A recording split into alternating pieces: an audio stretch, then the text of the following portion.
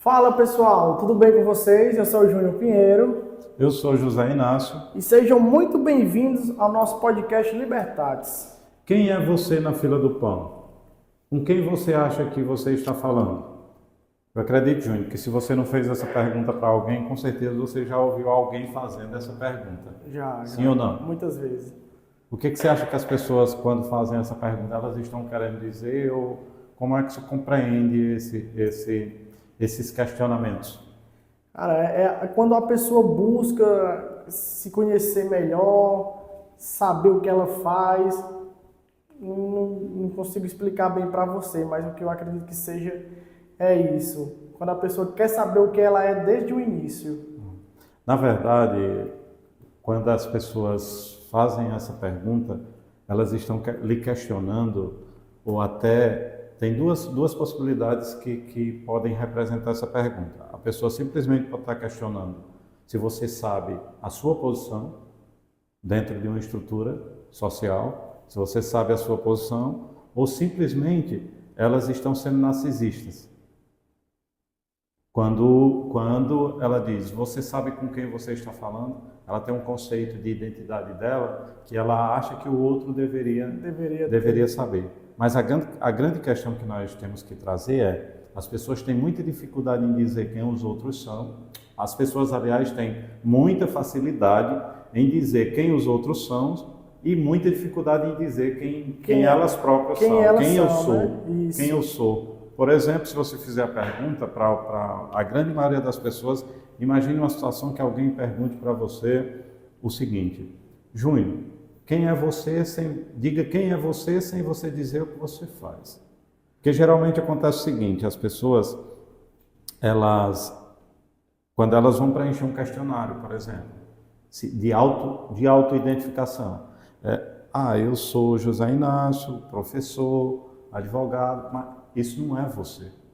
São profissões que você exerce. Eu me peguei por um certo tempo, porque isso diz muito sobre o processo de nosso amadurecimento, Sim, de nossa construção de vida. Isso. Diz muito sobre a gente, porque, por exemplo, eu vivi um momento em que, quando eu fazia o meu ensino médio, se eu fosse preencher uma ficha de autoidentificação, quando eu colocasse lá José Inácio Lopes Lima, eu tinha a opção de colocar ou estudante ou agricultor. Na época eu morava no sítio e trabalhava na roça com meu pai. Depois eu vivi uma outra fase da minha vida, nos anos de 2006 em diante, em que eu já podia, porque eu já tinha terminado a minha primeira faculdade, eu já podia colocar, no preenchimento da ficha lá do hotel, José Inácio, profissão, Professor. Isso.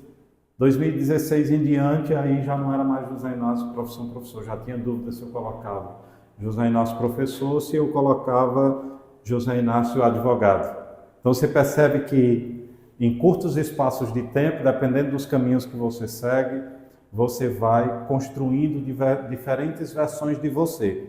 Mas a verdade é que essas diferentes versões de você não diz quem você é. Porque nós vamos mudando a partir do tempo, a partir do que você foi conquistando. Primeiro você virou estudante, depois você foi universitário, depois professor e depois advogado, né?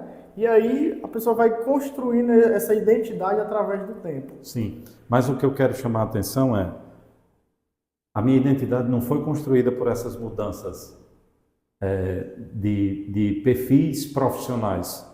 A minha identidade ela é construída com base em 4 pilares. Primeira questão que eu quero dizer para você e para todo mundo que está nos escutando é que identidade não se herda. Você pare de dizer que você é assim porque você herdou do seu pai, você herdou da sua mãe, que a culpa não é sua, que a culpa é da sua família ou do lugar onde você nasceu. Isso é desculpa. E tem aquele ditado que o pessoal, puxou a mãe, puxou o pai. Né? Como uma forma de dizer. Claro que nós herdamos características. E a gente pode falar isso porque eu costumo definir identidade a partir de 4 pilares, que daqui a pouco a gente pode falar sobre esses 4 pilares. Mas o que eu quero chamar a atenção é que a construção da nossa identidade, ela não é fixa. Ela é constante. Ao longo do tempo você vai construindo a sua identidade e você vive uma busca constante pelo seu eu. Então, assim, características familiares, herança genética e epigenética da sua família é só um dos pontos, elementos capazes de favorecer ou de prejudicar o seu processo de construção do seu eu. Mas se olhar diante do espelho e saber responder quem eu sou, faz com que você construa o ponto-chave da identidade. Sabe qual é o ponto-chave da identidade? É a liberdade. É você ser moldado pela sua essência. É você fazer as coisas porque você acredita. Você não faz as coisas para agradar os outros. Você sabe que o ser humano é extremamente carente. Ainda mais nos tempos atuais, querer agradar todo mundo é uma coisa bem eu diria que normal. Eu diria que os tempos atuais, eles refletem, eles nunca foram capazes de refletir o que a psicologia trouxe há muito tempo atrás. Eu, quando era professor do ensino médio, já falava sobre isso, sobre a psicologia das três faces. O que diz a psicologia das três faces? Não sei se você já ouviu falar sobre essa tese. A psicologia das três faces, ela diz o seguinte, que o ser humano, você, Júnior, é uma pessoa. O meu eu. O seu eu. Você é uma pessoa, as pessoas lhe veem como outra pessoa e você quer ser outra pessoa. Quer mostrar para as pessoas... o seu eu não é o que você mostra para as pessoas. As pessoas não lhe veem como você se vê. E você também não está satisfeito com o que você é, você quer ser outro. Cara, então a psicologia das três faces... É uma coisa de louco, né? Aí é onde é que você encontra a liberdade. É quando você encontra esse eu. Quando você se olha e diz, poxa, eu tenho orgulho do que eu sou. Quando a pessoa se reconhece no que ela realmente é, né? Exatamente. É quando ela não vive para aprovação. Ela vive para usufruir. As pessoas que vivem para a aprovação, elas não fazem as coisas para elas fazem para os outros. Isso reflete muito sobre a perspectiva da identidade. Elas não fazem as coisas porque querem fazer, as pessoas que não têm uma identidade forte, bem construída, elas fazem as coisas para agradar os outros. Elas estão passíveis, elas são vulneráveis a críticas. E a gente percebe aí que na era dos cancelamentos, essa questão da internet aí... A forma como as pessoas se relacionam... Ninguém sabe mais nem quem é ninguém. A pessoa é uma coisa na internet, quando vê pessoalmente é outra. E nem questão somente de estética, de foto e tudo, mas pessoa mesmo, falar, conversar, como agir, comportamental. Isso. Então você está mais ou menos entendendo qual é a perspectiva. A perspectiva da construção de uma identidade forte diz muito sobre o seu eu, de uma maneira que você se liberta desses vieses e desses padrões sociais. Você não está preocupado com o que os outros acham de você. Você segue os padrões sociais, mas você usufrui dos princípios e dos valores que você carrega. Para um bem próprio, né? Para o seu próprio bem. Para agradar outras pessoas, para o seu próprio bem. Né? Eu diria que a construção de uma identidade forte faz com que você, inclusive, tenha uma mente blindada. Isso é. Porque quando você não é vulnerável a críticas, quando você tem certeza e consciência do seu eu, você não é vulnerável a críticas, você sofre menos. Porque tu imagina aí, sofre voltando menos, ao ponto mas é atacado mais. Será que seria isso? Você não se importa muito com o que as pessoas dizem, só que em volta disso você é criticado por agir como não manda a sociedade. Deixa eu te dizer uma coisa muito interessante. Quando você constrói sua própria identidade, quando você tem um propósito de vida definido e quando você vai o tempo todo construindo e moldando o seu caráter para você se tornar a pessoa que você quer, você vai sofrer, os primeiros ataques que você vai sofrer é da sua família. Com certeza. Depois você vai sofrer ataques dos seus amigos próximos. Deixa eu dizer uma coisa bem interessante, vamos aqui. Pra você entender como é o comportamento do ser humano e como a construção da identidade ela é importante. Sabe quando é que você vai sofrer ataque? Prospere. Você tira o seu amigo, você tira o seu irmão, você tira os seus familiares da zona de conforto. Porque eu vim do mesmo lugar que ele veio, Eu nasci com as mesmas possibilidades que ele, esse cara prosperou e eu não. Ele tá escancarando que eu não sou capaz. Então aí sabe o que ele faz? Sabe qual é a dinâmica?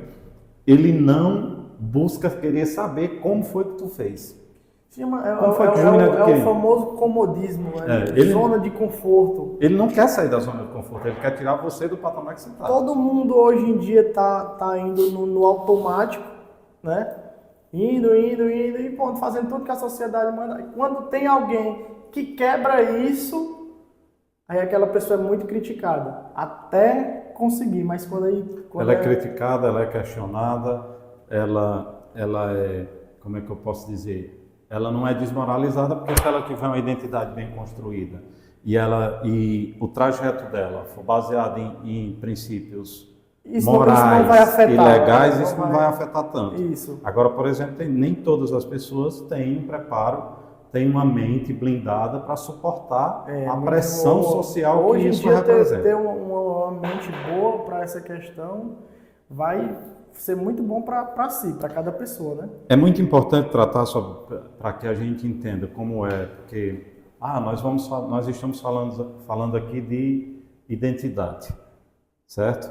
E aí é preciso esclarecer que nós não estamos falando de identidade do documento, o RG, né? O registro que tem o número. Isso, nós estamos falando do seu eu. Aí nós podemos falar do nosso ser, sobre a perspectiva humana, e nós podemos falar do nosso ser sobre a perspectiva espiritual. Para isso, nós precisamos encaixar o conceito de identidade em 4 pilares. Qual seriam esses pilares? O primeiro pilar é o familiar. É o lugar onde você nasce. O ambiente. Isso, o ambiente onde você nasce. A pessoa está inserida. Define parte do que você é. Não totalmente. Não totalmente. Parte. Eu diria que o ambiente que você nasce é responsável por 50% do que você é. Aí é onde vem o seu nível de responsabilidade. Tá, tudo bem. Tu nasceu no meio do lixão. 50% teu foi influenciado pelo ambiente que você nasceu. O que você faz com os outros 50% que não veio desse ambiente? Aí é onde mora o segredo. Porque você tem 50% de chance aqui. Isso. As suas chances não são diminutas. E aí a gente tem que entender que o ambiente influencia, que ele é determinante, inclusive ele define o nível de acesso, mas ele não é o fator, o ponto final, final da questão. Que realmente diz, você nasceu aqui, você vai ter que ser isso. Não, de forma alguma. Na verdade, eu posso usar o meu ambiente como trampolim, ou eu simplesmente posso usar o meu ambiente como desculpa. Isso. Porque vamos ser sinceros. Alguém que nasceu num berço de ouro, ela tem 50% de chance a mais de se dar bem. Isso. Certo? Parece que mas a história de quem nasceu, pegando o exemplo do lixão, a história de quem nasceu num lixão e venceu é muito mais bonita. As pessoas, pergunte para as pessoas. Se elas querem ouvir a história de alguém que nasceu no berço de ouro, ou de quem veio lá de baixo, tem tudo, ou quem veio lá de baixo. E conquistou dando passo a passo. A vitória é muito mais saborosa nesse aspecto. Então, assim, o primeiro pilar da construção da identidade é o familiar. Até os 7 anos de idade, os nossos pais, a nossa família influenciam de forma significativa no nosso jeito de ser, no nosso comportamento. É uma questão de acho que normal, o pai ou a mãe influenciar, você tem que fazer isso. Não, a mãe ela não só influencia, como vários estudos aí de neurociência apontam que parte dos nossos traumas vem desse ambiente. Vem do ambiente familiar, do ambiente familiar. Parte das nossas crenças limitantes vem desse ambiente familiar. E outras crenças que não são limitantes, mas que são crenças também. Que aí é o segundo pilar. Certo? As crenças. As crenças. O que a pessoa acredita. A identidade de crença. A identidade familiar é a primeira, que é aquela que você eu sou da família tal, eu torço para o time de futebol tal, porque meu pai ou a minha mãe torce, o meu tio, você é influenciado assim. Isso. Ou eu sou cristão, eu acredito em Jesus Cristo. essa influência ela é construída no seio da família. Na É família. o segundo pilar mais importante. E se aí a gente falasse, como eu disse, voltando aqui, que eu disse que você pode construir um conceito da sua identidade sobre o aspecto humano e sobre o aspecto espiritual. Sobre o aspecto espiritual, a Bíblia diz, e olha lá, quando Deus apareceu a Moisés, que Moisés perguntou quem era, como era o nome dele, ele disse, eu sou o que sou. Ele não deu eu não sou João, Maria, Antônio, eu sou o que sou. Então, quando você, João, diz, eu sou, você está refletindo a maior potência divina que a história registrou. Isso. Que é, eu sou o que sou, é quando eu sou, é quando você mais se aproxima de Deus. Para quem acredita em Deus, é quando você usa a expressão eu sou. Então você percebe o peso que tem você dizer eu sou. É algo que realmente a pessoa tem que ter pulso firme para dizer. Você assume a responsabilidade pelas próximas palavras que vêm. E aí, considerando a polêmica do tema que nós estamos discutindo, sobre identidade, sobre a questão, é muito importante a gente refletir sobre os valores e crenças que a gente acredita. Eu gostaria de enfatizar que nós assumimos as responsabilidades pelo que nós falamos, mas sobre a perspectiva de dizer, o silêncio, tem um provérbio árabe que diz que o silêncio é um rei, porque quem fala é escravo do que diz. Uma forma de dizer, você assume a responsabilidade pelo que você diz. Então aqui, quando a gente se propõe a discutir um tema desse, é sobre o que a gente acredita. Com o direito de dizer que você pode não concordar. Falando dessa parte aí do provérbio, mas também quem se cala é escravo de quê?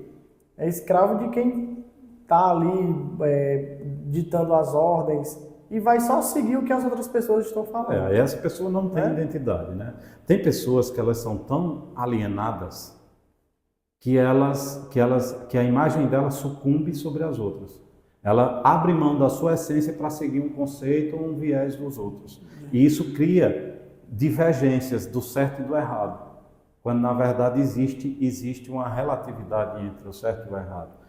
Porque discutir o certo e o errado existe, daí Inácio, você é a favor da ideia de que não existe o certo e o errado, tudo é relativo? Não, mentira.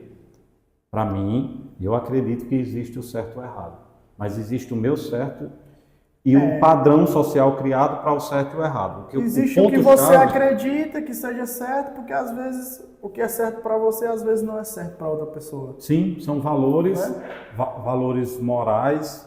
É o que você acredita. Que eu acredito e que naturalmente você pode não acreditar e que dependendo da cultura que você estiver inserido, alguém também não pode.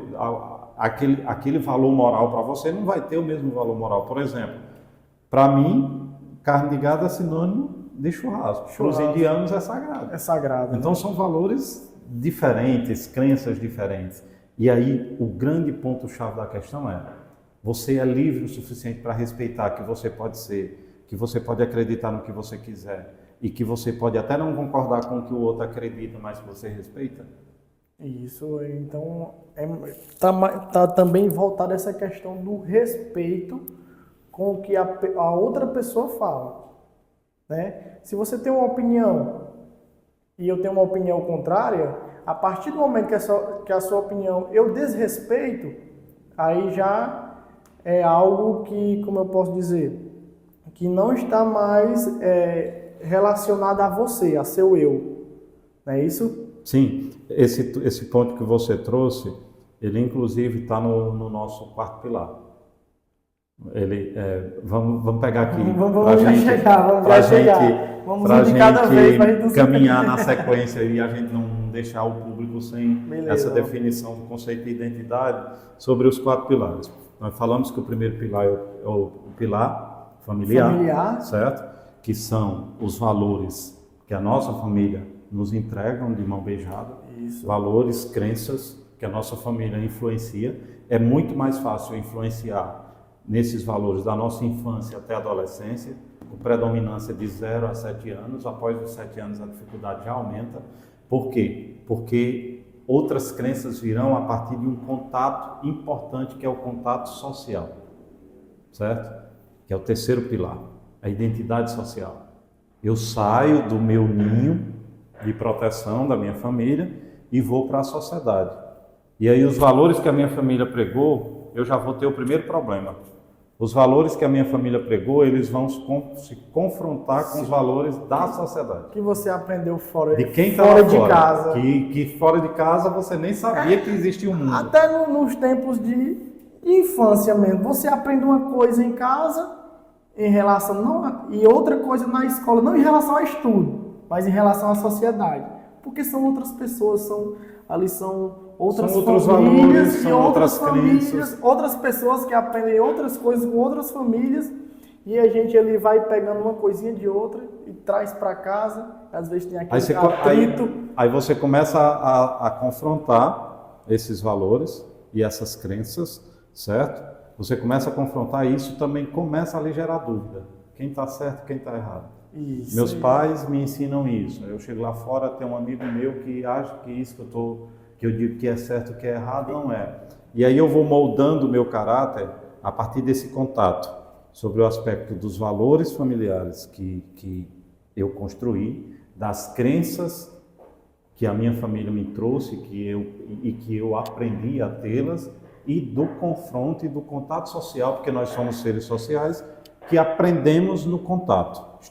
Stephen Covey diz que nós somos a média das 5 pessoas que nós convivemos. Ou seja, quando ele diz que nós somos a média das 5 pessoas que nós convivemos, não vale para a família.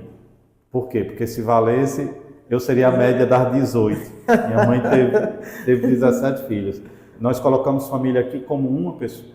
Uma pessoa, né? Certo? Porque os valores familiares aqui, eles são supremos, eles são primários, do primeiro contato. Aí, lá na sociedade, nós vamos ter contato com diversos valores, diversas culturas, de famílias completamente diferentes. Mas quanto isso pesa para uma pessoa? Chega em casa, uma coisa, um exemplo. Chega na casa da namorada, outra coisa. Chega na rua com os amigos, outra coisa. Uma pessoa que é bastante influenciada, o que isso pesa? Tanta informação assim de identidade perto dela. Pesa no aspecto de se ela não tiver bem definida a posição que ela tem que assumir. Por exemplo, eu posso gostar da maioria das coisas que você faz. As pessoas costumam confundir que, se eu disser eu gosto de Júnior, eu tenho que gostar de 100% do que Júnior faz. Não. Tem algumas coisas que Júnior faz que eu me identifico, que eu me identifico e que eu gosto. Mas tem outras coisas que Júnior faz que eu não quero nem pensar. Eu posso sopesar o que eu estou visualizando nesse contato social e dizer, isso aqui serve para mim, mas isso aqui não serve. O que for mais benéfico. Mas isso não quer dizer que se Júnior não está fazendo 100% das coisas que eu quero, Júnior não serve para conviver comigo. Esse é um ponto tão importante que é justamente o que tem criado esse clima de animosidade social que nós vivemos agora, principalmente por causa das redes sociais, em que as pessoas, por trás de telas de computadores, de celular, elas têm coragem de dizer coisas que elas não diriam pessoalmente, certo? E aí se criou esse clima de animosidade, de divisão, e a moda agora é o quê? Cancelamento. Todo mundo acha que pode cancelar qualquer pessoa só porque o que a outra pessoa fez não convém. O que ela fez ou o que ela diz. diz. É pior do que isso, é pessoas atacarem a sua própria vida porque alguém disse algo dela. Lembra que na abertura nós falamos sobre quem é você na fila do pão? Essa pergunta ela é muito importante.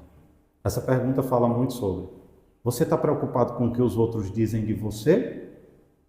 Ou você está todo dia construindo o caráter que você acredita que é o correto? Quando você quando você constrói valores familiares, quando você tem dignidade, e principalmente quando você tem uma identidade forte, você não é o que os outros dizem de você. Você é Júnior, o Júnior que você acredita, que você se olha no espelho e não tem vergonha da pessoa que você é.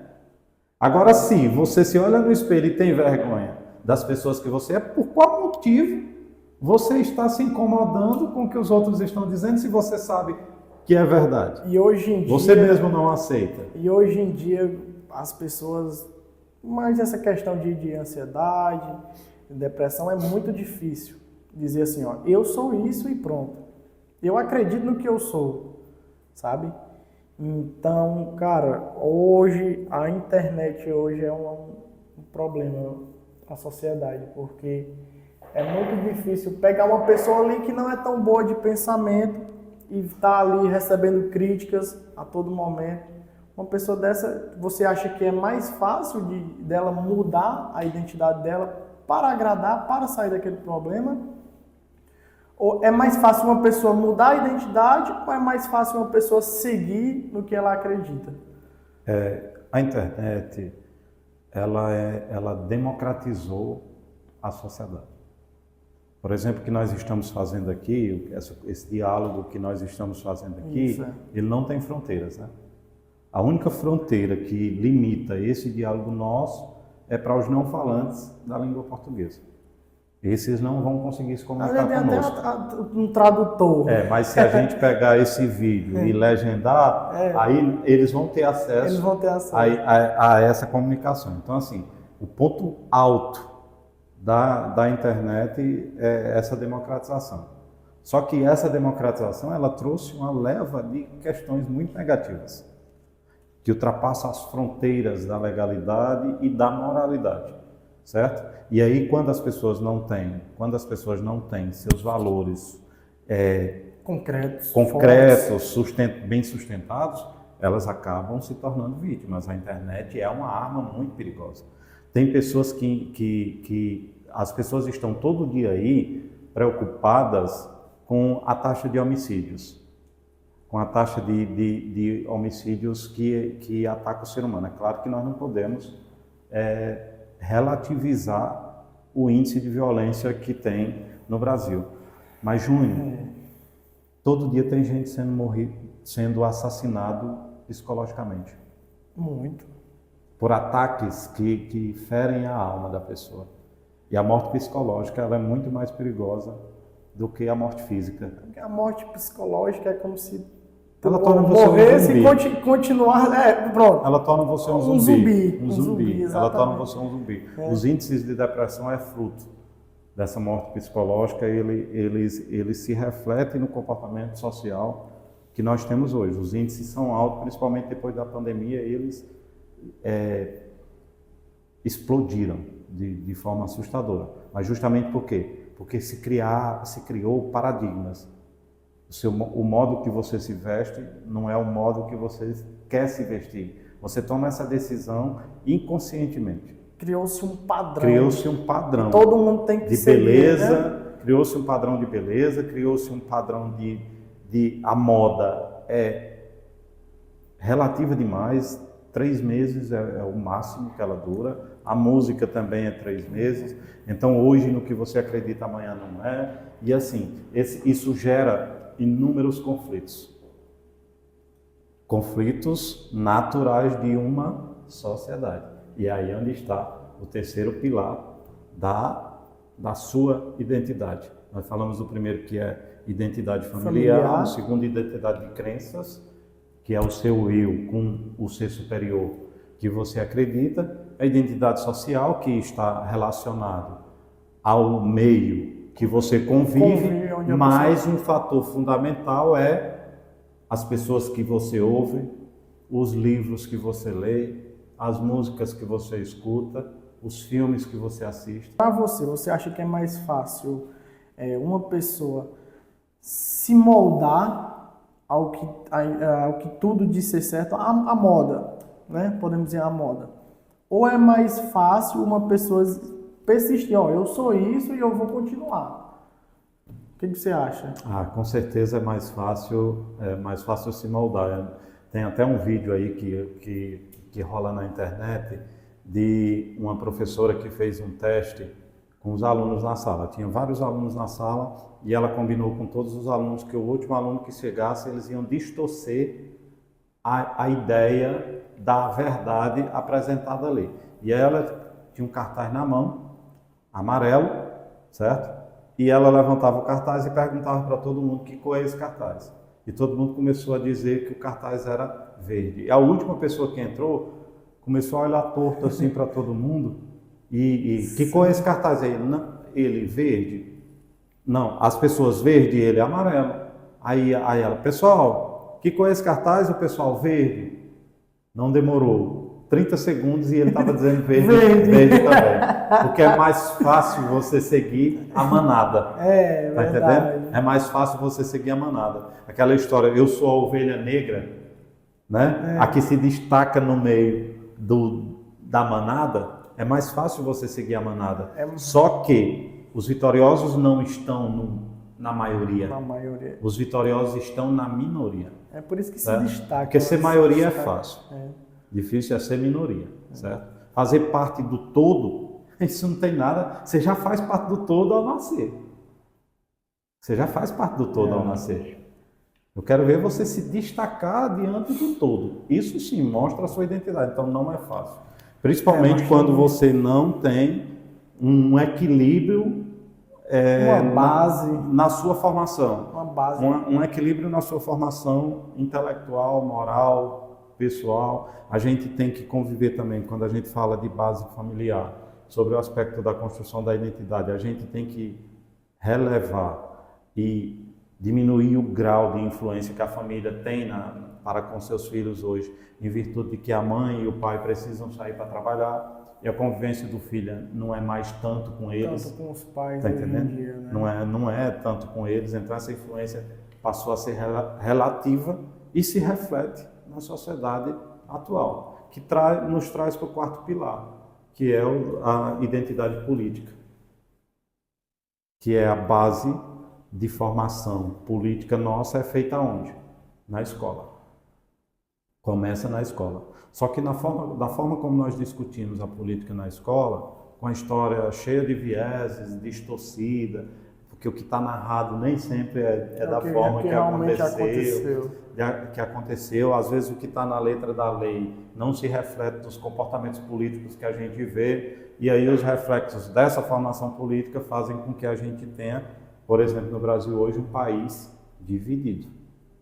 Completamente dividido, porque tal da esquerda e da direita. Essa história de esquerda e de direita separa o joio do trigo, quando na verdade nem tem joio nem tem trigo, ou é uma coisa ou é outra, não são os dois, é o mais do mesmo, mas as pessoas não se aceitam, e elas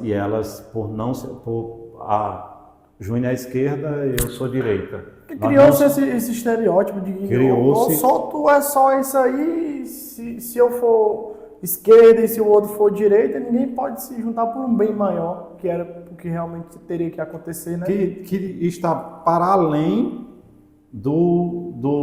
desses vieses que são construídos. Na verdade, quem cai nesse conto esquece de quem ele é. Aí está a questão de seguir a manada. Exatamente, exatamente. Quem cai nesse conto esquece de quem ele é. E aí é aquela questão. Do que você é capaz de fazer para conquistar os objetivos de vida que você tem. A perspectiva é, a tua identidade te dá a tranquilidade de dormir, do travesseiro não ser seu inimigo? Hoje eu escutei no salão de cabeleireiro, o Rogério, que corta meu cabelo, dizendo assim: há pessoas que têm cama, achei de uma sabedoria tremenda. Há pessoas que têm cama e não têm sono. E há pessoas que têm sono e não têm cama. Rapaz. Olha a sabedoria desse rapaz, ele dizer isso de forma aleatória. E ele disse com esse intuito de dizer: não adianta você ter a cama se você não tiver o sono. Não tiver o sono, né? Melhor que você tenha o sono e não tenha a cama. E aí é sobre aquela questão da construção da identidade. Que valores você prega e de que forma você vive em paz com seus valores. Porque não viver em paz com seus valores, com as crenças e a estrutura psicológica que você tem, mostra que em alguma coisa você está sendo ferida. Mesmo outras pessoas ali te criticando, tipo, eu vou usar o exemplo de alguém que venceu na vida. ter outras pessoas ali falando, replicando, dizendo que não foi da forma certa e tal, mas você tem a tranquilidade de saber que aquilo tudo que você fez, que você passou, foi por um bem maior. Primeiro que as pessoas que vão fazer essas críticas, elas não têm moral para fazer crítica. Eu sempre costumo, às vezes, até ser grosseiro para dizer, rapaz, ninguém que não viveu determinados papéis tem moral para falar daquilo. Ninguém sabe o que a outra pessoa passa. Pronto, né? Cada um conhece a sua história, cada um tem o seu valor. E aí, se você não é uma pessoa carente de aprovação, que essa é uma característica nossa, eu por muito tempo sofri com essa carência de aprovação. Você tem que viver de usufruto. Você tem que viver por usufruto. Ah, o cara te chamou de ladrão, você é ladrão? Se você não é, cara, não tente nem se defender. Agora, é claro, você não pode deixar extrapolar o limite da ética limite, e da moral. Tudo tem limite. Tá entendendo? Você não pode confundir o tolo com trouxa e frouxo. Você não é tolo de responder a qualquer pessoa, você não é frouxo de aceitar que as pessoas batam em você e você o tempo todo fica romantize o da outra face. Não estou falando disso. O que eu estou falando é a crítica que a pessoa te fez te atinge. Quem fez a crítica tem alguma moral para fazer crítica? Se não, velho, vai dar audiência para ela para quê? Não adianta discutir. Agora, chegar a esse nível dá trabalho. Dá trabalho, porque nós fomos formados e acreditamos que nós precisamos da aprovação dos outros para que a gente seja reconhecido. Porque basicamente virou culturalmente as pessoas hoje em dia precisando da aprovação de todo mundo. A necessidade de aprovação ela é refletida nas redes sociais. Pois é. Aí que entra essa questão da identidade. A partir do momento que você sabe quem você é, acredita fielmente no que você faz e a partir desse momento você tem uma tranquilidade, eu acredito que se chama tranquilidade, né? De saber, não, eu fiz isso porque realmente o meu sonho era esse. Ninguém pode questionar o que eu fiz para conseguir o que eu consegui. É fácil questionar de fora, né? Sim, e esse é o ponto. No patamar que eu estou, o que eu fiz, eu contaria para o público? Eu contaria em público? Se eu conto em público, dane-se. Agora, se o que eu fiz eu não posso contar em público, é porque alguma coisa de errado eu fiz. E aí eu vou silenciar, certo? Mas eu ainda digo mais. Chegar a determinados patamares, ter um propósito de vida definido, adquirir a sabedoria necessária para você estar em paz com você mesmo, faz com que o seu amigo seja o travesseiro ou o travesseiro seja o seu pior inimigo. Rapaz, a pessoa não tem a tranquilidade. Quando chega de noite, para botar a cabeça no travesseiro e dormir é complicado. Né? Exatamente, ele cobra. Que é caro. Ele cobra. Cobra caro. Então assim, hoje nós necessitamos parar e pensar quem eu sou, o que eu quero, o que eu estou construindo. Eu faria tudo o que eu estou fazendo agora, se tivesse que voltar do zero e começar a fazer, eu faria tudo que eu fiz, eu faria novamente? O que eu não faria desse lado aqui? E ainda tem mais um detalhe, as pessoas têm uma habilidade muito grande, absurda, para criticar o que você faz. Aí você vai no trajeto, você faz 110 coisas corretamente. Aí sabe o que eles vão fazer? Criticar as 111 que você errou. Sempre é assim. Mas geralmente quem faz isso não faz nada, a não ser criticar. Porque ele só tem tempo de fazer isso, de olhar para a vida do outro. Porque é mais fácil criticar, do que ali até o teu sonho dar certo, até tu realmente conquistar tudo, a pessoa já vem escutando muitas críticas, mas não faz isso, vai dar errado. Aí a partir do momento que tu conquista, aí vem os aplausos. Eu diria que a primazia da construção de uma boa identidade é quando você se senta, seja na mesa de um restaurante, seja na quermesse de uma igreja, seja numa roda de amigos, no churrasco na chácara, na casa do vizinho. e você não fala de outros. Você fala de você, ou da pessoa com quem você está conversando. Se eu sentar mais Júnior, eu falo de Júnior e de Inácio. Isso, não me interessa falar dos falar outros. de outra pessoa. E não é porque eu sou arrogante, porque os outros não são importantes. É porque quando eu quiser falar dos outros, eu chamarei eles para estar comigo. Então, quando você quiser filtrar a média das 5 pessoas que você quer conviver, a primeira coisa que você tem que fazer é: essa pessoa fala dela, dos projetos dela, dos sonhos dela, do que ela quer alcançar, do que ela já alcançou, ou ela é uma pessoa que vem para cá para criticar os projetos dos outros, discutir a vida dos outros e fofocar sobre a vida dos outros? Perto de mim eu não quero essas pessoas. Eu quero pessoas para estar comigo para discutir projetos. Para a minha vida, para a vida dela. Eu aceito, Júnior, que você sente comigo para dizer assim: Inácio, eu estou passando por esse problema e eu acho que tu pode me ajudar. O que tu faria se tu tivesse com esse problema? Ou eu chegar para ti e ter a confiança de dizer isso. Se eu sento com você para dizer, se eu sento contigo para dizer: ei, tu soube o que aconteceu com fulano? Isso, assim, assim, assim. Cara, diz muito você está gastando a sua energia para discutir a vida do É. outro. Isso é vergonhoso. E isso não é uma demonstração de uma identidade forte. É uma fraqueza e você é só mais um na manada. Então, assim, dentro, em linhas gerais, a construção da identidade forte é um desafio. Primeiro porque, assim, ninguém é perfeito. Eu tenho a minha identidade construída. E os erros servem para... O melhor aprendizado que a gente se tira é dos erros. Sim, com certeza. Com certeza. Os grandes heróis, os grandes campeões, eles não acertaram sempre. Eles mais erraram do que acertaram. Agora, foram pessoas que simplesmente fizeram. O processo de construir uma identidade de valor que gere respeito é justamente olhar para frente e dizer: eu vou fazer, independente do que aconteça. Eu acredito, independente do que aconteça, e eu me respeito. Às vezes tem pessoas que ficam cobrando dos outros respeito.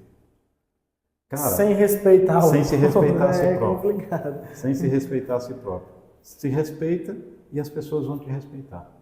Se elas não te respeitarem por um motivo, vão te respeitar por outro. Mas em algum momento elas vão saber que você merece respeito e que você se dá respeito. Inácio, você assim, em pessoa, por tudo que, desde onde você veio até onde você chegou hoje, qual o conselho que você daria para as pessoas que hoje estão nos assistindo? O que elas podem fazer? Como elas podem criar essa identidade forte? Você tem alguma dica assim, a repassar? É desafiador, né? A proposta de dizer assim que existe uma receita, mas claro que existem os caminhos. Primeira coisa que você tem que fazer é eliminar a carência. Quanto mais você é carente de atenção, quanto mais você é carente de aprovação, menos identidade você constrói, menos identidade você tem, porque geralmente você vai ser moldado. A sociedade está aí o tempo todo querendo moldar a forma como você se comporta, as coisas em que você acredita. Hoje 2 mais 2 não é 4, é 5. Em diferentes ambientes acaba sendo distorcido. Mas o conselho que eu daria é: construa para a sua vida algo que lhe deixe em paz com você. Questão de chegar em casa, botar a cabeça a no questão de colocar o trajeto que eu estou seguindo me deixa em paz comigo. Traça aí, coloca aí 3 coisas que você faz e que você continuaria fazendo independente do que for. 3 coisas que você faz e que você esquece até do tempo quando você está fazendo. Que você tem prazer de dizer para as pessoas que você está fazendo. E que quando você começar a colher os resultados, isso vai influenciar outras pessoas de forma positiva. Você pode ter absoluta certeza que esse reconhecimento ele vem. Durante a fase da planta, da semeadura e da germinação, não vem. É você sozinho. Outra coisa importante. E também não ficar naquela segredo de: meu Deus, eu tenho que ser aprovado pelo pessoal. Não, eliminar a necessidade de aprovação. Né? E ter brio e coragem para enfrentar o processo. Porque geralmente as pessoas costumam ver o sucesso dos outros e achar que o sucesso é momentâneo, que o sucesso daquela pessoa é momentâneo. As pessoas só estão vendo o sucesso. Elas não verem o processo. Elas não veem o processo. Então a gente tem muito caso de repente o cara apareceu rico, você percebeu que ele enricou, aí fulano enricou da noite para o dia. Não conhece o processo. Tem homens e mulheres que olham para um casamento de 50 anos e aí diz que quer um casamento daquele.